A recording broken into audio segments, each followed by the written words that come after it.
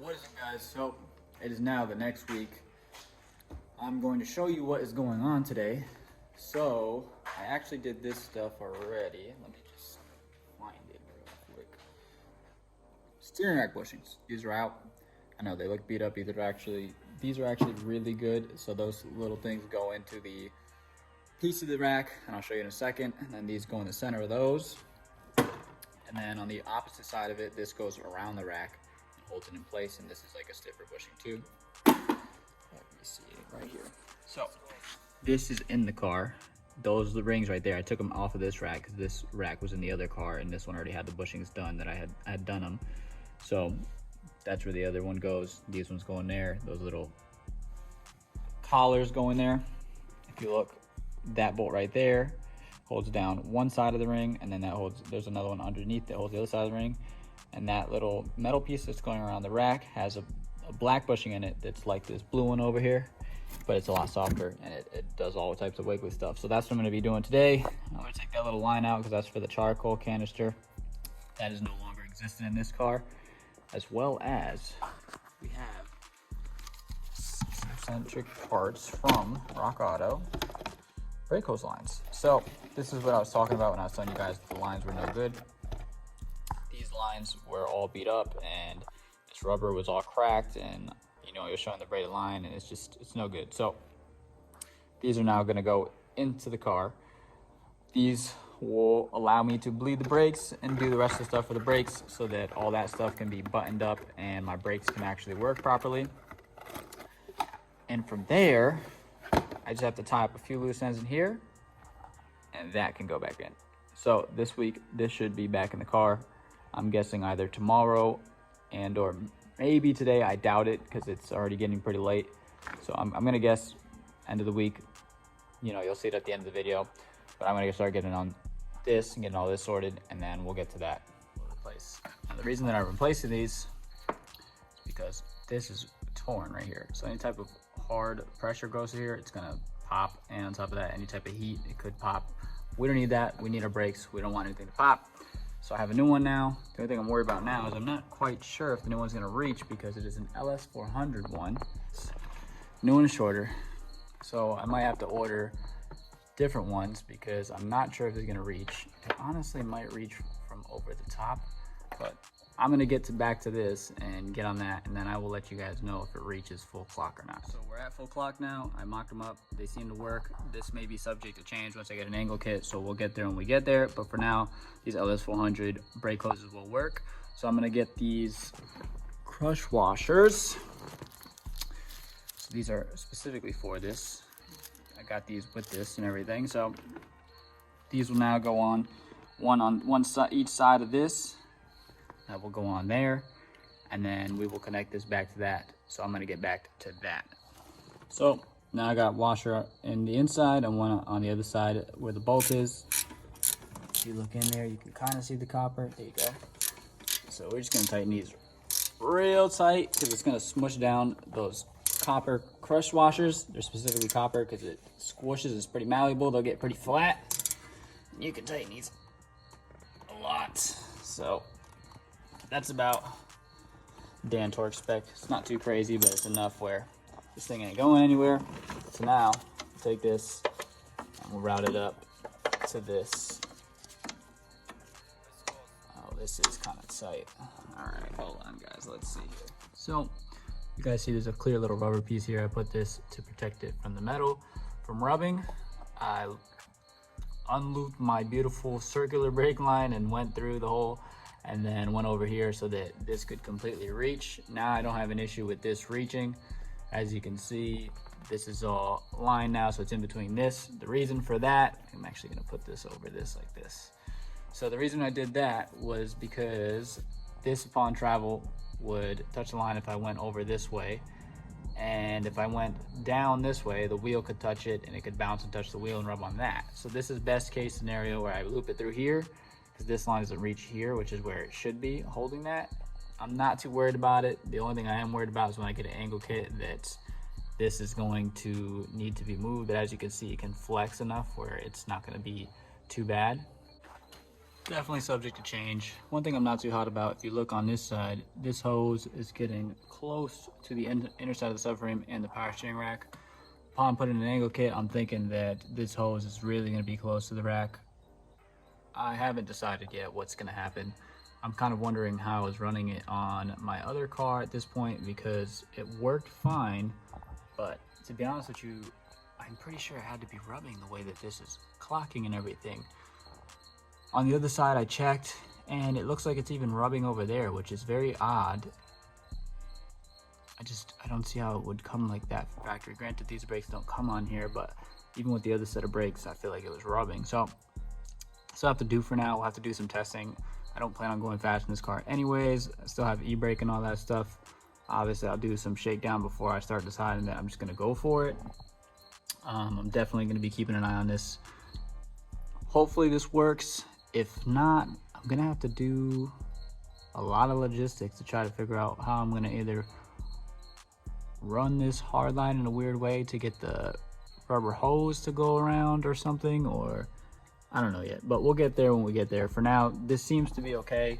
I just don't know how consistent this is going to be, you know, with the suspension modulating, hitting bumps and everything, and this is going to be moving around. To be honest, this is even odd because this isn't even under weight yet. This is, you know, this is not lowered or anything, and I'm not talking about lowering coilovers. I'm talking about lowering the car on the ground. So this is subject to change for sure. We'll have to see what happens once everything is compressed, and then on top of that, once we put the coilovers on, to see how this sits. All right, let me get back to it. I'm gonna make another decision to wait on doing this other side. I'm gonna do the back ones. I may not do them today, we'll see. And then I'm going to get back to that because I'm not too confident that those aren't gonna be rubbing, so I don't really wanna do anything until I lower the car and everything. And then we'll see if the other side's okay, and we'll see if this side is okay. Or I can, you know, I can manipulate it to how it works when it's already lowered, because I know how it's gonna be. I'm not too happy about it. It is what it is, unfortunately.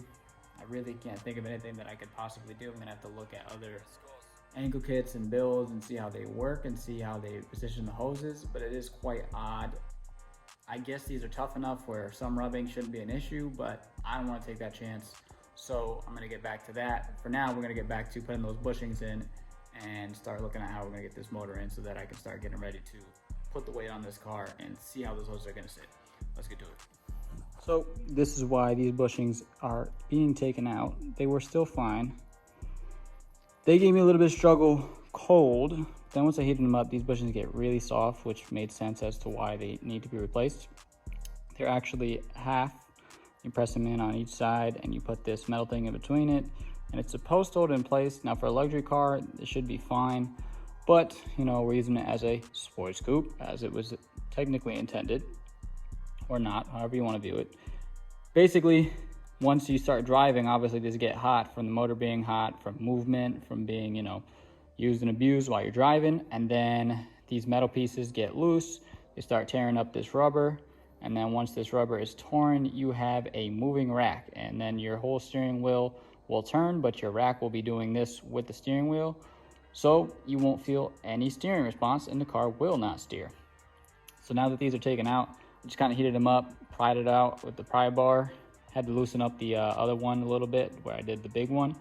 And then they pop right out on the top and the bottom. So now I'm gonna push in the blue ones, and then I'm gonna put this collar back in, and I should be good to go. Absolutely filthy now.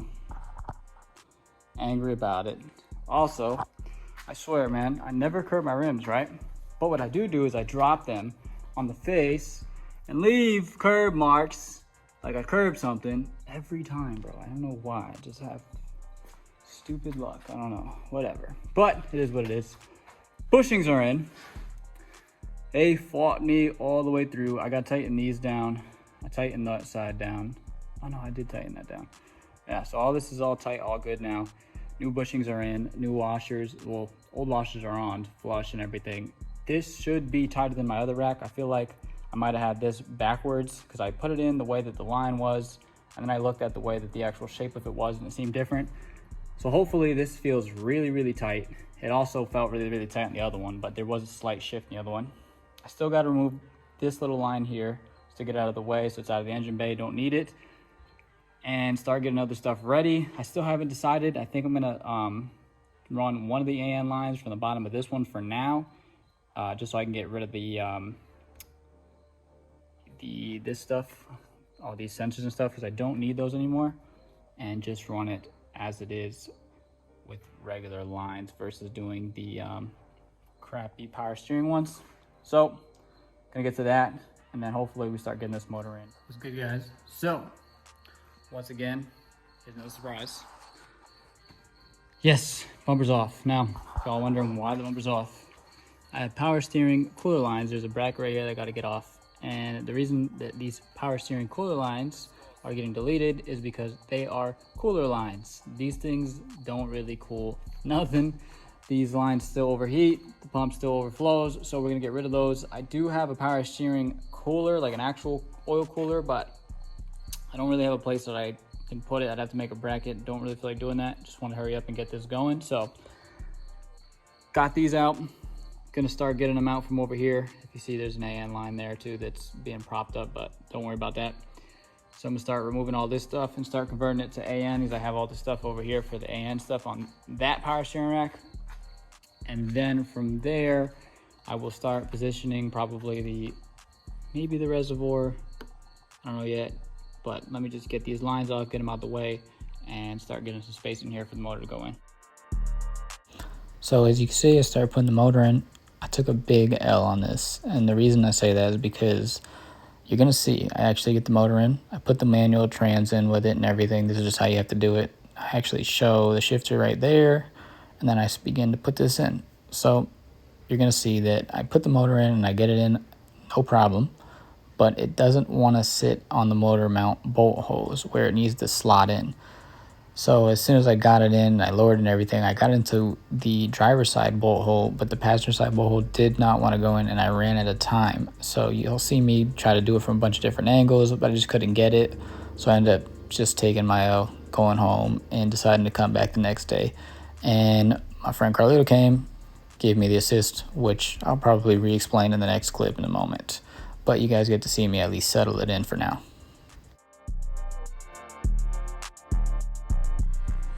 Okay, so I'm back now.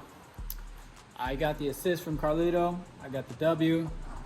Motor is in. Both are on the motor mounts now. The only thing I have to do now that came in last, well, it was actually today, earlier today, came in last, was the transmission mount. This looks like it's steel, but it's actually rubber, and it's just really hard rubber, but it's really nice. I want to say it was like 70, maybe 90 with shipping and everything. Excited for this. So, trans mount is completely in. Everything is bolted in and tightened to Dan spec, which is ridiculously tight. So, that's all set. It looks nice and crispy. The car is now in. I now have to, oh, I see. So this is actually getting tight, and the reason that was getting tight was because that was pushing against the actual trans tunnel, which is good because it should leave an imprint for me up there to cut out, so I know where to cut out now. I may have to take this back down, but we will see. I'm hoping that I don't have to, that I can just kind of cut around. But the motor is completely in and is now suspended on its own weight, which is great.